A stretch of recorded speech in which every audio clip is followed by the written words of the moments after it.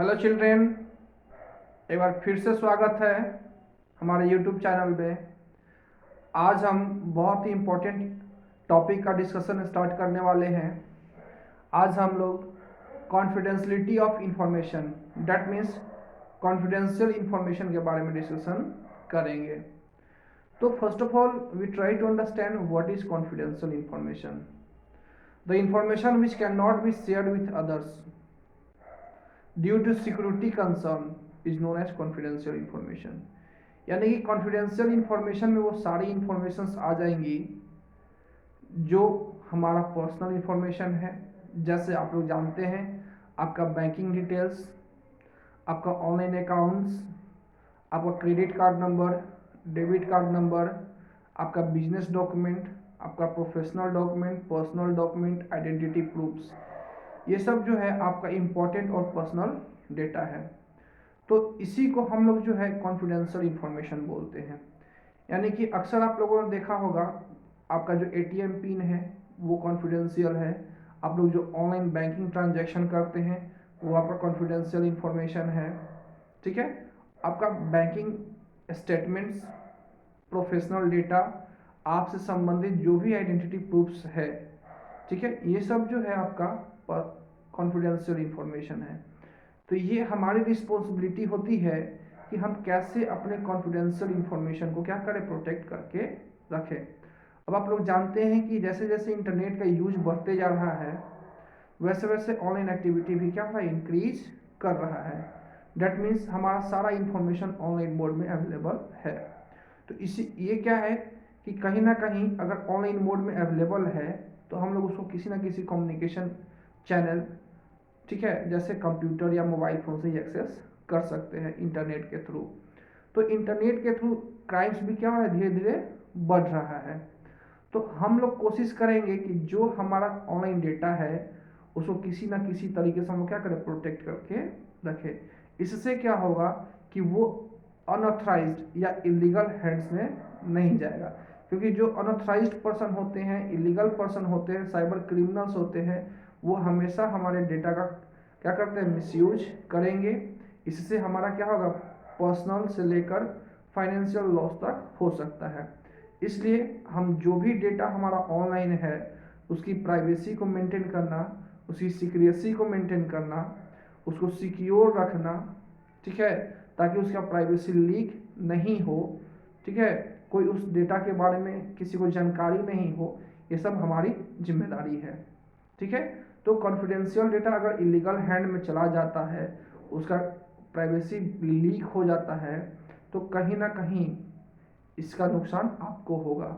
आपको financial loss हो सकता है, आपको आइडेंटिटी लॉस हो सकता है, या डेटा का प्राइवेसी लॉस हो सकता है। तो कोई भी आसानी से उसको क्या कर सकता है, मिसयूज कर सकता है।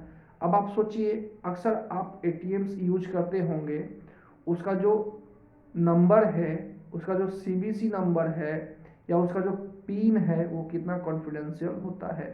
ठीक है, आपका जो बैंकिंग डिटेल्स है, इवन आप आधार कार्ड वगैरह भी क्या करते हैं, यूज करते हैं। तो वो आधार कार्ड नंबर जो है आपको रिप्रेजेंट करता है, आपका आइडेंटिटी प्रूफ है। तो वो भी क्या है, आपका एक कॉन्फिडेंशियल इंफॉर्मेशन है। कोई भी आपके आधार कार्ड के नंबर को क्या कर सकता है, मिसयूज कर सकता है। इसलिए ये हम खुद इंश्योर करेंगे कि हमारे डेटा का प्राइवेसी मेंटेन हो रहा है। तो यहाँ पे मैं कुछ बेस्ट प्रैक्टिसेस शेयर करने जा रहा हूँ आप लोगों से। ऐसा हो सकता है कि बहुत सारी चीज़ें आप जानते भी हों, लेकिन हम जानते हुए भी बहुत सारी चीज़ों को क्या करते हैं, फॉलो नहीं करते हैं। इसलिए कुछ कॉमन चीज़ जो हम लोग हमेशा अपने दिमाग में रखेंगे, कब, जब हम लोग अपना ऑनलाइन डेटा एक्सेस करते हैं तब, कब, जब हम लोग अक्सर ऑनलाइन डेटा का कॉन्फिडेंशियली मेंटेन करना होगा तब। ठीक है, अब आप लोग अक्सर अपना मोबाइल फ़ोन यूज करते हैं, आप लोग हमेशा अपने मोबाइल फ़ोन को पासवर्ड लॉक, पैटर्न लॉक या बायोमेट्रिक लॉक लगा के ही रखते हैं। तो कहीं ना कहीं आप अवेयर हैं, क्योंकि आपका मोबाइल फ़ोन जो है, मोबाइल फ़ोन और मोबाइल फ़ोन के अंदर जो डेटा है वो आपके लिए बहुत ही कॉन्फिडेंशियल है। वहाँ पे आपका पर्सनल इंफॉर्मेशन होता है, पर्सनल डेटा होता है, जिसको आप लॉक करके सिक्योर करते हैं। ठीक उसी तरह बहुत सारा डेटा जो होता है आपका ऑनलाइन होता है। तो उसको भी सिक्योर करना, उसको भी प्रोटेक्ट करना, उसके भी प्राइवेसी को मेंटेन करना ये आपकी प्राइमरी रिस्पॉन्सिबिलिटी है। तो सबसे पहला तरीका आप लोग जानते हैं कि कोई भी हमारा ऑनलाइन अकाउंट होता है, डेटा होता है, ठीक है, तो उसको प्रोटेक्ट करने के लिए हम क्या करते हैं, पासवर्ड क्रिएट करते हैं। बस में आ गया। तो it is important to create a strong password for all online accounts, ठीक है। आपके पास जितना भी ऑनलाइन अकाउंट है उसका एक स्ट्रॉन्ग पासवर्ड क्रिएट कीजिए। और पासवर्ड क्रिएट करते समय 3 बात का हमेशा ध्यान रखिए।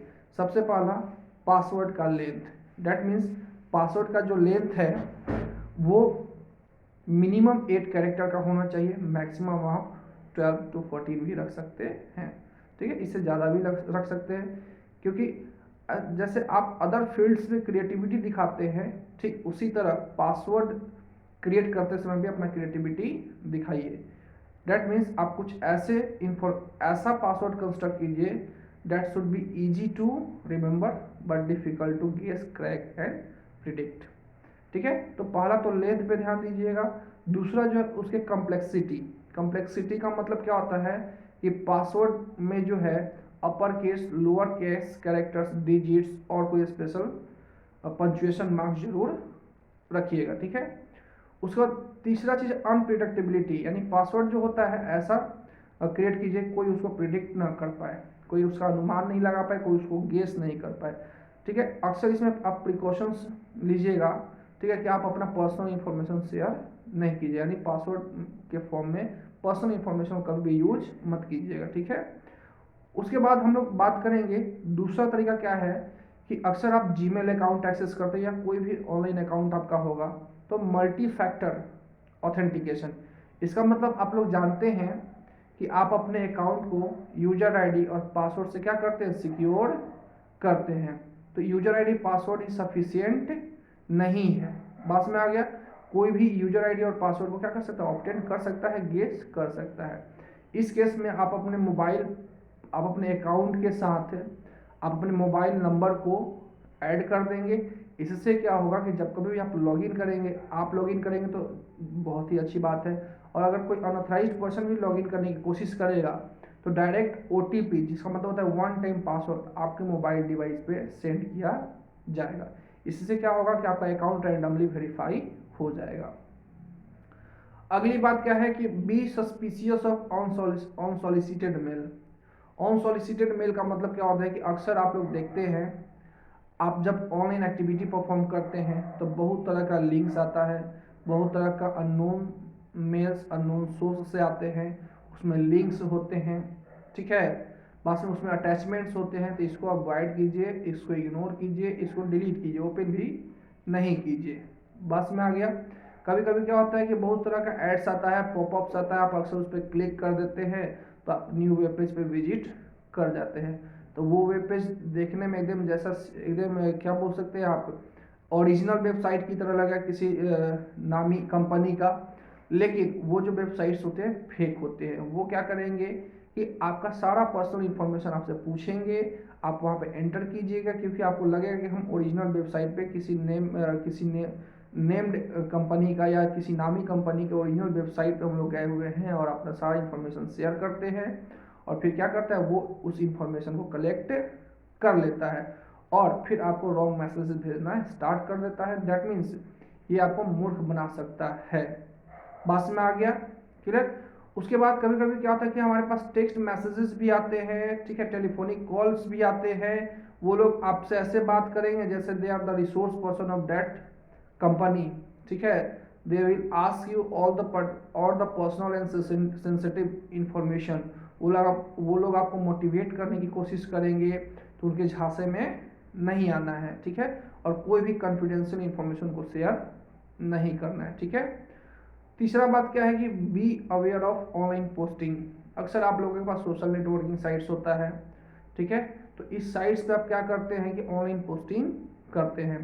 ऑनलाइन पोस्टिंग का मतलब क्या होता है कि आप अपना पर्सनल इंफॉर्मेशन शेयर करते हैं, ठीक है, पर्सनल इंटरेस्ट शेयर करते हैं, और जो भी इवेंट्स वगैरह होते हैं अपना पर्सनल डेटा को क्या करते हैं, पोस्ट करते रहते हैं।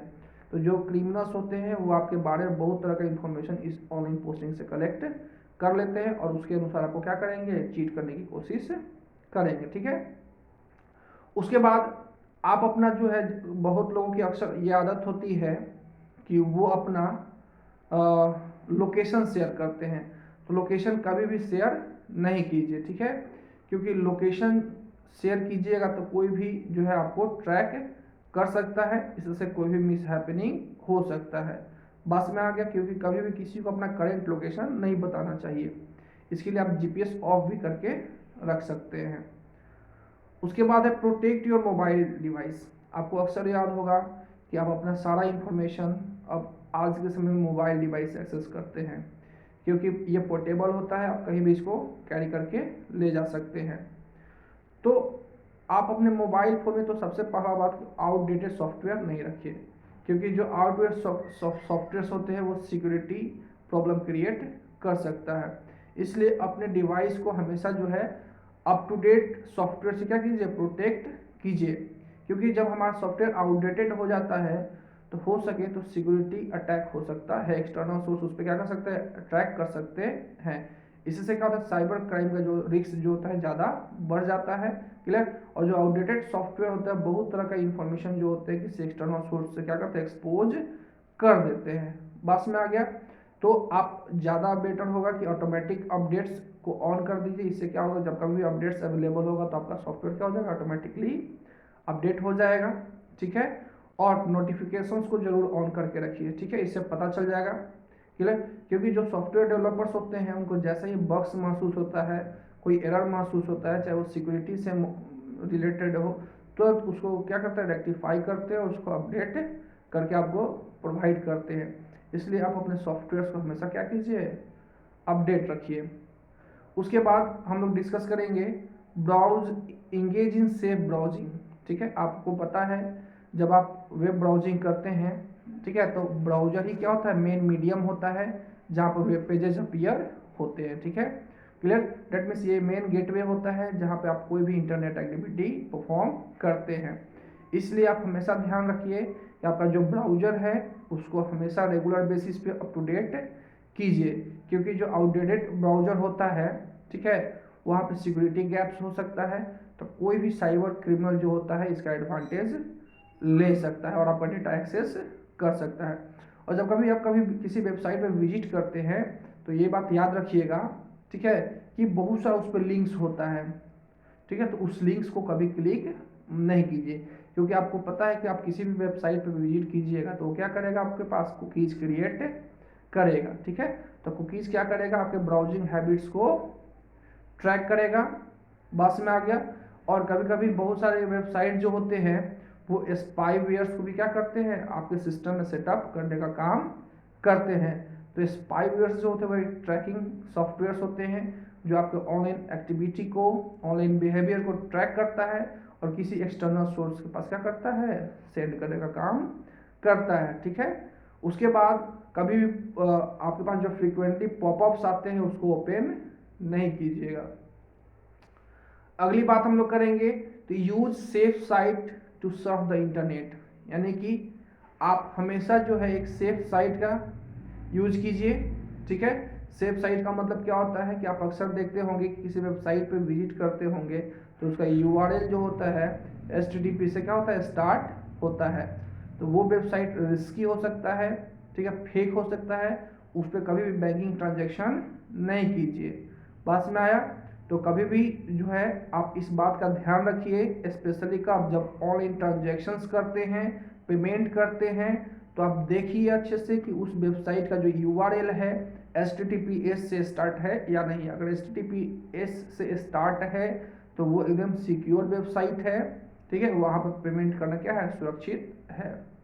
उसके बाद आपके सिस्टम में एक इनबिल्ट फायरवॉल होता है, ठीक है, आपके ऑपरेटिंग सिस्टम के साथ आता है, हर किसी के कंप्यूटर में ये अवेलेबल होता है, ठीक है। तो आप जो है, तो firewall is a network security system that monitor and control the incoming and outgoing network traffics, ठीक है, यानी कि आपके सिस्टम में जो भी incoming and outgoing network traffic होता है उसको मॉनिटर करता है, कंट्रोल करता है। बस में आ गया। तो फायरवॉल क्या होता है, एक बैरियर की तरह काम करता है जो यूजलेस और अननोन सोर्स से जो भी वेब ट्रैफिक आता है उसको ब्लॉक करने का काम करता है। ये जस्ट लाइक वॉल है, ठीक है, बस में आ गया। उसके बाद avoid using computers in public. इसका मतलब क्या हुआ कि अक्सर आप जानते हैं कि इमरजेंसी में आप किसी पब्लिक प्लेस का साइबर कैफे या कंप्यूटर लैब का कंप्यूटर्स को क्या करते हैं, यूज करते हैं। तो इसको अवॉइड कीजिए, ठीक है, इससे दूर रहिए। कभी भी जो है पब्लिक टाइप का कंप्यूटर को यूज नहीं कीजिए, अपना पर्सनल इंफॉर्मेशन इस पर शेयर नहीं कीजिए। बस में आ गया, क्योंकि वो इन्फॉर्मेशन एक कॉमन इन्फॉर्मेशन होता है, वहाँ पर कभी भी ऑनलाइन अकाउंट को एक्सेस नहीं कीजिए, कभी भी कोई अपना पर्सनल इन्फॉर्मेशन सेव नहीं कीजिए, पेमेंट नहीं कीजिए, ठीक है, क्योंकि वो सिक्योरिटी थ्रेट क्रिएट कर सकता है। और मान लेते हैं कि आप पब्लिक सिस्टम का यूज करते हैं तो कुछ बातों का ध्यान रखेंगे। सबसे पहला है कि आप प्राइवेट ब्राउजिंग करेंगे, इनकॉग्निटो मोड का यूज करेंगे। उसके बाद आप जब कभी भी आपका वर्क कंप्लीट हो जाए तो प्रॉपरली लॉग आउट जरूर होंगे। लॉग आउट होने के बाद आप अपने अकाउंट को क्या करेंगे, वहाँ से डिलीट कर देंगे। कोई भी पर्सनल इन्फॉर्मेशन वहाँ पर शेयर नहीं करेंगे और कभी भी कोई पासवर्ड या यूजर आईडी सेव नहीं करेंगे और ब्राउजिंग हिस्ट्री डिलीट करेंगे। तो ये सारे कॉमन टेक्निक्स हैं जिससे आप कॉन्फिडेंशियलिटी ऑफ इंफॉर्मेशन को क्या कर सकते हैं, मेंटेन कर सकते हैं, ठीक है। तो अगर आपको ये वीडियो पसंद आए तो लाइक कीजिए, शेयर कीजिए और सब्सक्राइब जरूर कीजिए। थैंक्स।